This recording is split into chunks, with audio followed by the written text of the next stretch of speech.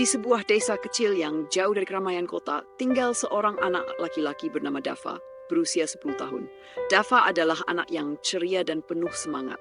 Ia tinggal bersama ibu dan ayahnya di sebuah rumah sederhana di pinggiran desa. Meski keluarga mereka tidak kaya, mereka hidup bahagia dengan Dava selalu mendapat perhatian dan kasih sayang dari orang tuanya. Suatu hari, Dava yang sedang bermain dengan teman-temannya di luar rumah tiba-tiba diculik oleh seorang pria yang tak ramah. Pria itu yang dikenalkan sebagai Pak Budi mengaku ingin memberikan hadiah untuk Dava, tapi dengan alasan yang tidak jelas, ia mengajak Dava ikut bersamanya untuk beberapa waktu. Namun saat mereka sudah berada jauh di dalam hutan, wajah Pak Budi berubah. Ia mengurung Dava di dalam sebuah gudang tua dan mengancam untuk tidak memberitahukan siapapun tentang keberadaannya. Dava yang tidak tahu harus berbuat apa, mencoba tetap tenang. Ia teringat nasihat ibunya. Jika kamu terjebak dalam kesulitan, jangan panik, pikirkan cara untuk keluar. Dava merasa sangat takut, tapi ia mencoba untuk tidak menunjukkan rasa takutnya pada pria itu. Dalam situasi yang sangat gelap itu, Dava tahu bahwa ia harus berusaha keras agar tidak kehilangan harapan. Hari demi hari, Dava mendengar teriakan-teriakan dari dalam rumah, namun ia tidak pernah melihat siapapun selain Pak Budi. Selama berhari-hari, Dava mengalami banyak ketakutan dan penderitaan. Namun, di dalam hatinya, ia tak memikirkan keluarganya, terutama ibunya yang selalu mengajarkannya untuk menjadi anak yang kuat dan berani. Setelah beberapa waktu, Dava mulai berpikir tentang cara untuk melarikan diri. Ia mengingat benda-benda yang ada di sekitarnya, sebuah paku panjang yang ia temukan di sudut gudang, dan seutas tali yang digunakan untuk mengikat pintu. Dalam diam-diam, Dava mulai mengasah kemampuannya menggunakan benda-benda sederhana itu untuk membuka kunci gudang.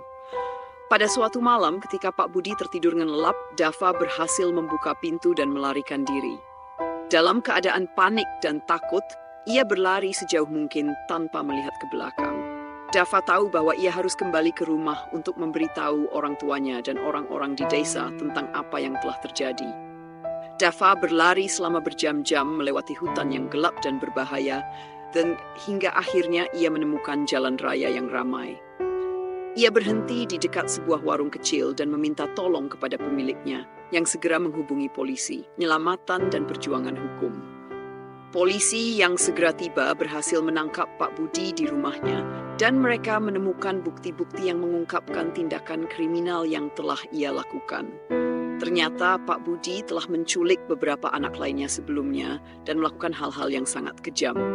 Dava dibawa ke rumah sakit untuk pemeriksaan dan diberikan dukungan psikologis setelah mengalami trauma yang berat. Namun, meskipun mengalami masa yang sangat sulit, keberanian Dava menjadi inspirasi bagi banyak orang di desa tersebut. Ibu Dava yang sebelumnya sangat cemas dan tidak tahu kemana anaknya pergi, akhirnya menemukan anaknya kembali dengan pelukan hangat dan air mata yang jatuh. Mereka berdua saling berjanji untuk tidak pernah menyerah, dan bersama-sama mereka menjalani masa pemulihan. Dava kemudian diberi penghargaan oleh masyarakat dan Lembaga Perlindungan Anak atas keberaniannya. Kasus ini juga menjadi pengingat pentingnya kewaspadaan terhadap anak-anak dan pentingnya memberikan perlindungan bagi mereka dari bahaya. Setelah kejadian itu, Dava berangsur-angsur pulih. Ia kembali ke sekolah dan mulai bergaul dengan teman-temannya. Meskipun ingatan tentang peristiwa itu akan selalu ada, Dava tidak membiarkan dirinya dikuasai oleh ketakutan. Ia tahu bahwa keberaniannya untuk melarikan diri dan melawan ketakutan adalah hal yang akan membantunya hidup dengan lebih kuat. Kisah Dava menjadi simbol keberanian dan harapan bagi banyak orang, terutama bagi anak-anak yang mungkin sedang menghadapi ancaman serupa.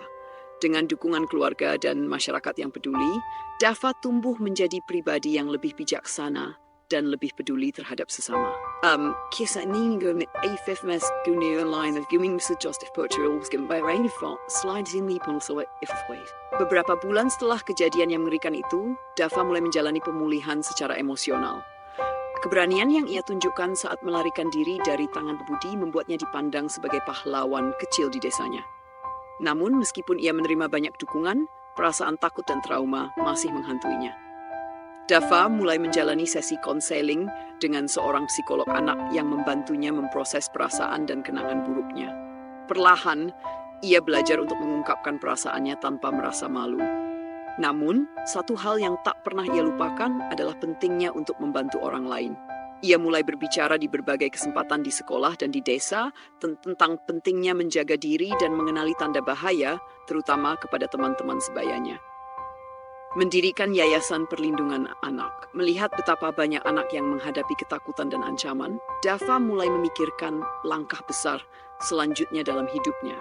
Dengan dorongan dari keluarganya, ia mendirikan sebuah yayasan yang fokus pada perlindungan anak-anak dari kekerasan dan penculikan. Yayasan ini juga menyediakan dukungan psikologis bagi anak-anak yang menjadi korban kekerasan. Dava mengajak teman-teman sekolahnya untuk terlibat, memberikan edukasi tentang pentingnya mengenali dan menghindari bahaya, serta mendengarkan perasaan mereka sendiri. Pada usia 12 tahun, Dava sudah menjadi sosok yang dikenal di desanya dan bahkan di kota-kota sekitar. Ia sering diundang untuk berbicara di berbagai acara dan seminar tentang perlindungan anak. Meskipun masih muda, Dava sudah menyadari bahwa ia bisa membuat perbedaan, bahkan jika ia sendiri masih berjuang untuk mengatasi rasa takutnya. Perjalanan ke kota besar. Suatu ketika, Dava mendapatkan kesempatan untuk melanjutkan pendidikan di kota besar berkat beasiswa yang diberikan oleh salah satu lembaga sosial yang peduli pada anak-anak korban kekerasan.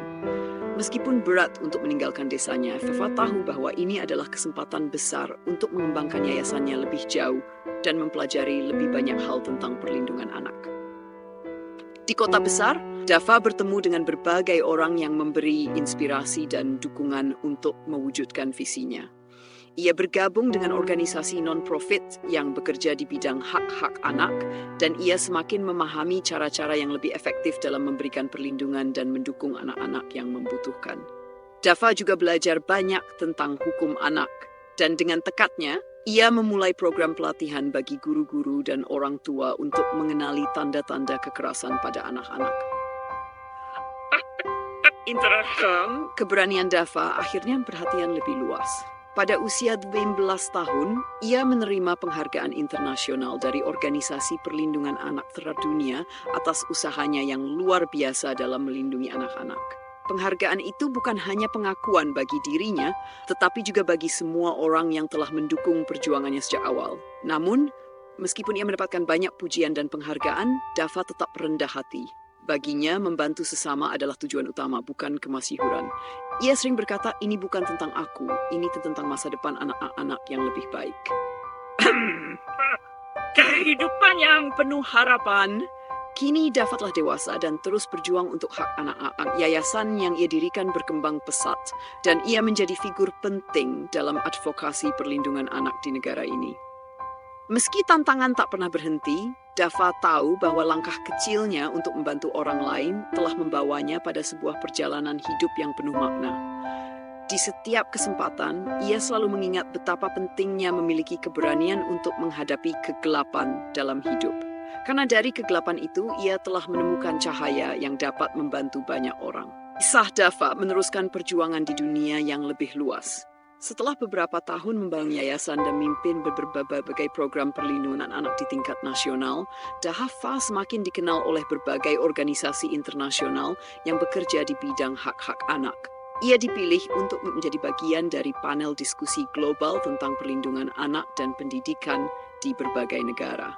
Semua itu tidak pernah ia bayangkan ketika ia pertama kali melarikan diri dari Pak Budi di masa kecil.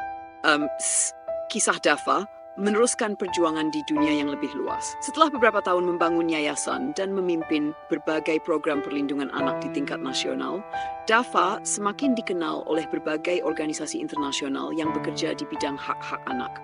Ia dipilih untuk menjadi bagian dari panel diskusi global tentang perlindungan anak dan pendidikan di berbagai negara.